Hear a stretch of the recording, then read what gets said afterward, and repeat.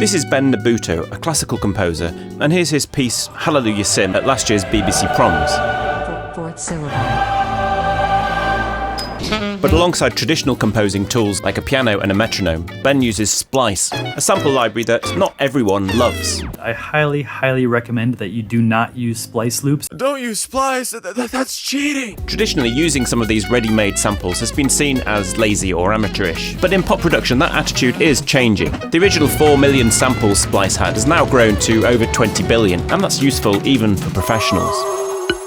I used to have this arrogance about just using a splice loop as is. I started to think, am I letting pride or ego get in the way of a potential creative moment? Eventually, I resolved that it was ridiculous to feel that way. But that's pop production. No one uses Splice in classical music, except Ben. And that's because Ben has an unusual mind. How unusual? To find out, we're going to play a game. Your task is to unlock the secrets of Ben's mind. The game has 3 stages. Stage 1, upload 50 seconds of Ben's music into your memory. Stage 2, navigate through Ben's mind, collecting wisdom points and avoiding doubts. Stage 3, gain wisdom and understanding. You ready to play? Bitcoin.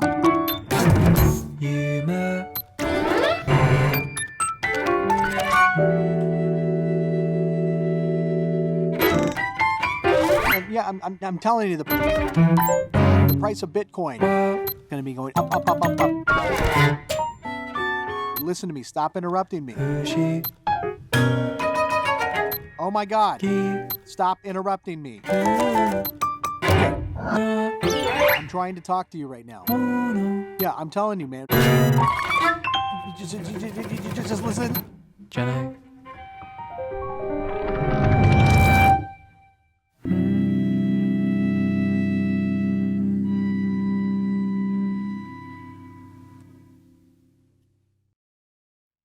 Yeah, I like this thing of breaking up something into a fragment.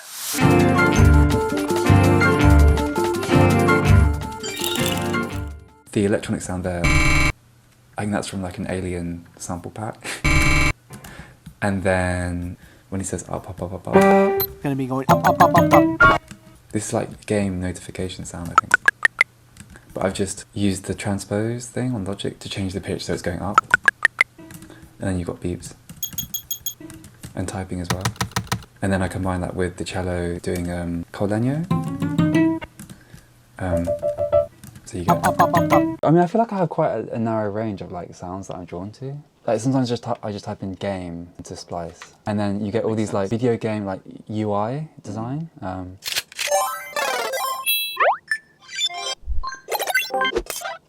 I just spend like so long just scrolling through these sounds. Like even just the sound of like scrolling. It almost like sounds like music to me. But at the moment I'm using a lot of like sword sounds. Because like, you know, a lot of sounds just like beep or like an impact, but when you find a sound that's like shoo, it like crescendos into something.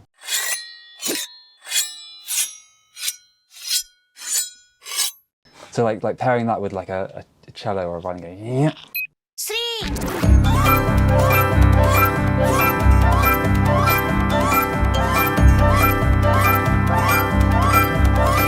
Yeah, I like this thing of breaking up something into a fragment, and then you kind of like...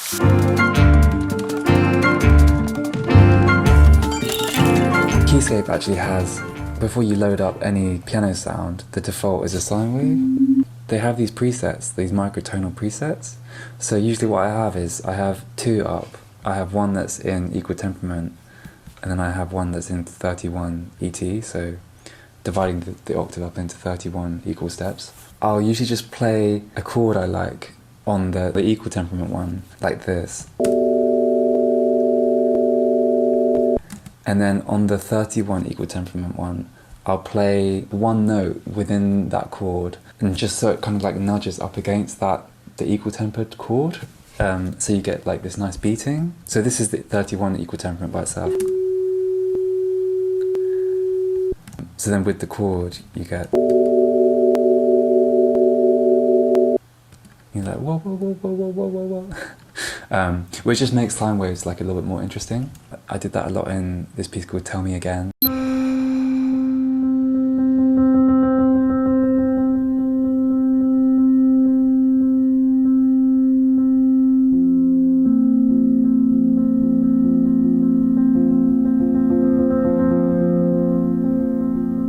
And also in 3 studies.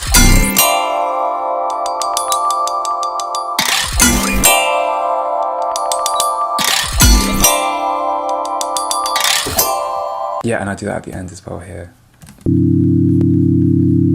That's the equal-tempered chord. And then this is the 31 equal temperament. So then you get just this like gentle throbbing, I really like. Yeah, I like this thing of breaking up something into a fragment and then you kind of like, you have it recur. Something I was thinking actually was like a lot of my music, there's a voice that kind of like anchors the whole piece and kind of acts as like a through line. Because I think otherwise when you're using lots of samples it can easily just feel really random. And there's something direct about voices. They pull you in as a listener that instrumental sounds don't necessarily do. Like there's something like on a kind of human or like psychological level that just like you're drawn in by the voice. So Serenity 2.0, that starts with this guy's voice that's like deep relaxation.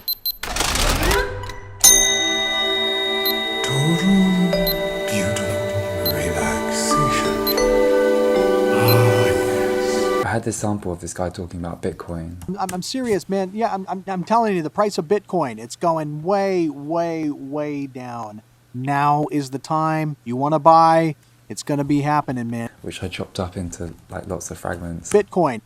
And yeah, I'm telling you, the price of Bitcoin. Just starting with that voice straight away, like I really like the directness. And I thought it would be cool to like alternate between his voice and then have someone else speaking. So I just came up with a dumb song about dreams.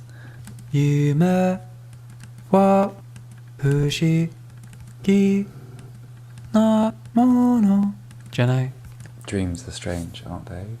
Yeah, I like this thing of breaking up something into a fragment and then you kind of like, you have it recur, but each time it's sort of like...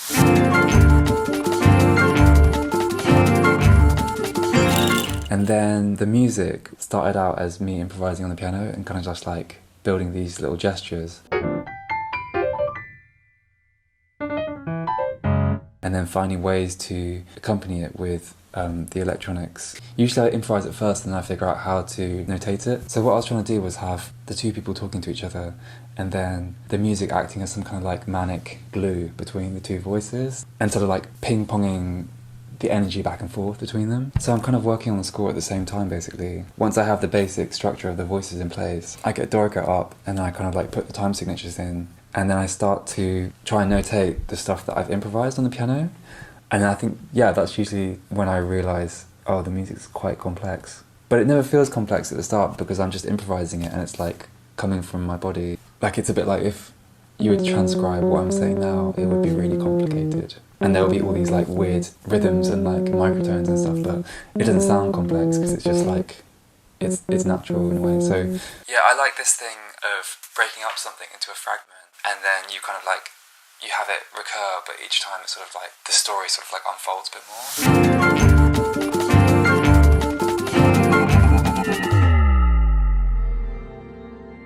Where is that line between something that's playful and something that's just gimmicky? So like with Hallelujah Sim, while I was writing that, I was really in my head about, you know, is this going to work? Is this too gimmicky? Welcome to Hallelujah. Sing, sing, sing, sing, sing, sing, sing, sing, sing. You know, having the voice, like the AI voice that's telling the choir what to do. Hallelujah. 1. First syllable. Altos only. Sopranos. Tenors. Basses. Together.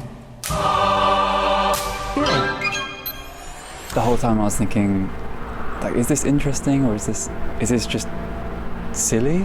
I think for me, part of finding that balance between seriousness and playfulness is you can do whatever you want, like stylistically, being as playful as you want, or taking sounds from like pop culture or memes or whatever. And you can just throw it all in there. But I think to counter that, you have to put as much thought and care as possible into the way that it's constructed, and like making sure that all the ingredients that you have, there's an intention in how they're placed alongside each other. So it doesn't just feel really haphazard and messy, but actually like there's been a lot of care put into how it's constructed. That's how you kind of like tell the listener that you are being serious, even though you're being playful. Yeah, I like this thing of breaking up something into a fragment, and then you kind of like, you have it recur, but each time it's sort of like, the story sort of like unfolds a bit more. That's quite a nice way of...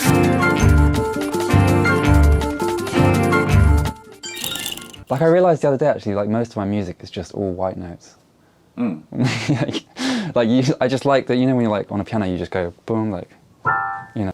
And it's like, it's really freeing actually to not have to think so much about harmony and like harmonic progression and things like that. And actually, you treat it like a block of sound, and then it's almost like a timbre. It just becomes like an object that you can like arrange, and then it opens it up to like rhythm, and like you can be more expressive in other ways.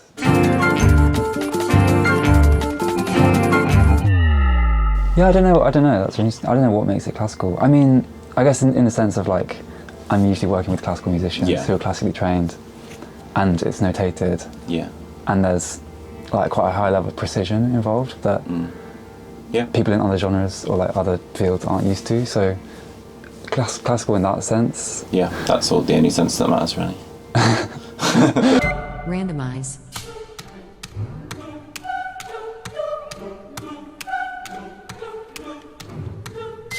Like being asked to write a piece for, like, you know, the proms and the first night is really scary, and you know, there's something about that whole world of like Royal Albert Hall and these big choirs and orchestras, and it feels kind of alien and scary to me. And I wanted to like take the symbols of that kind of world and then sort of like unroot them from their tradition. It's sort of just like reframed in a way that makes sense to me, and that's like more accessible to me. Faster.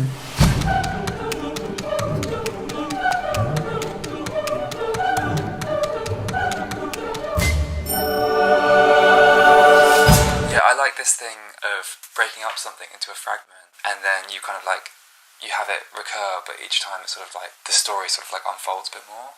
That's quite a nice way of building continuity.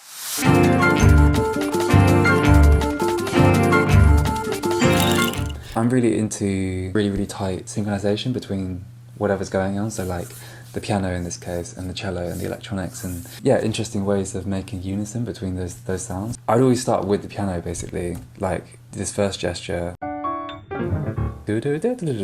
finding like a nice way to kind of harmonize it with the cello, with like pits and then like a slide down. And then the same with the electronics as well, like having like a bunch of beeps and sort of like clicks and pops. So together it sounds like this.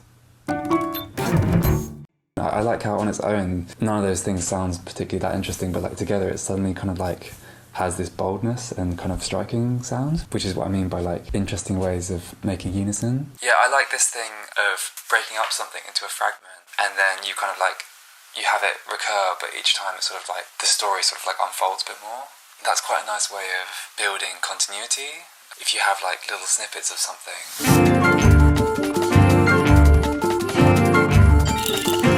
I think that Japanese side of my identity has always been a bit weird for me, because I guess at one point when I was 3 I was able to speak Japanese, and then I think kind of growing up I went through that process that maybe a lot of mixed race people have, is you don't want to like stick out in school, so you kind of suppress that side of yourself. And then it was only until university where I started to kind of accept that side and be more interested in it and sort of like want to explore it. And getting into traditional Japanese art forms like gagaku.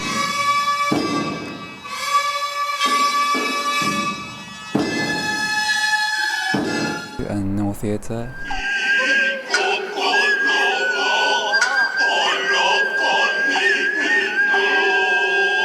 And trying to incorporate that into my music in a way that felt subtle and not, like I never want to foreground it in a way that's so explicit that you have to kind of, like you're performing that side of your identity. And like when I sing in Japanese, a lot of it, I know it doesn't really make sense, but that's because My understanding of Japanese is so fragmented that it's not really logical. It's like fragments of language like swirling around in my head. Like things that my mum used to say to me, almost like samples of language that have just like broken free and they're just like swirling in my head. So cold. Yeah, I like this thing of breaking up something into a fragment and then you kind of like, you have it recur, but each time it's sort of like the story sort of like unfolds a bit more. That's quite a nice way of building continuity. If you have like little snippets of something and it kind of comes back, but each time it sort of like reveals the story a little bit more. I like that. Bitcoin. Humor.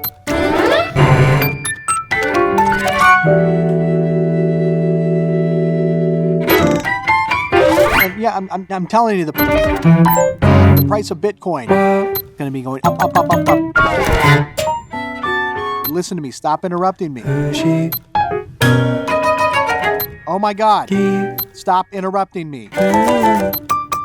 I'm trying to talk to you right now. Yeah, I'm telling you, man. Just listen. Jenny.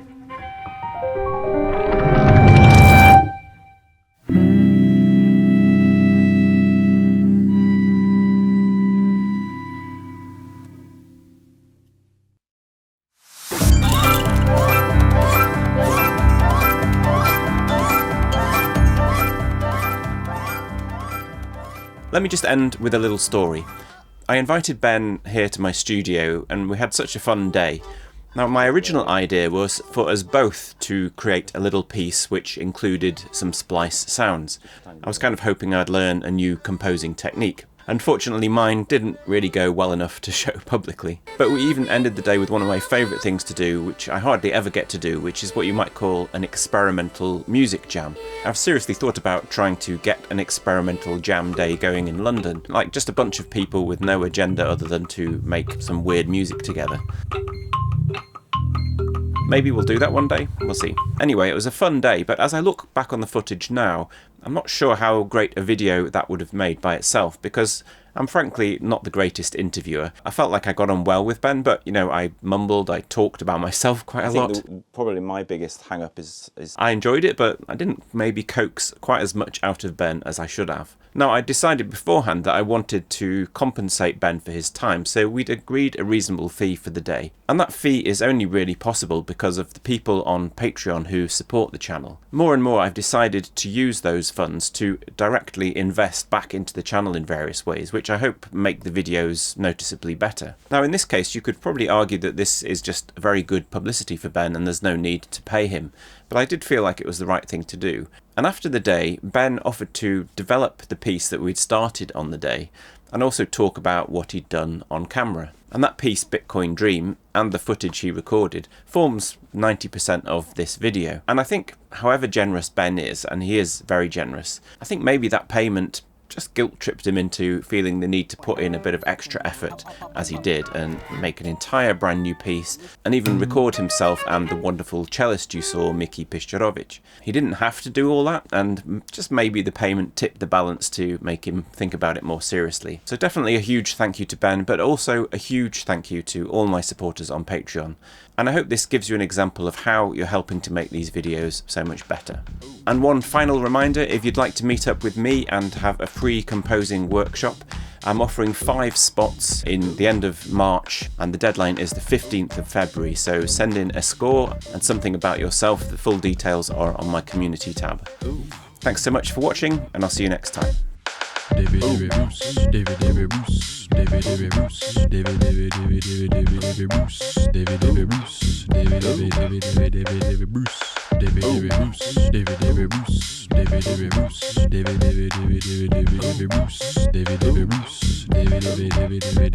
Bruce.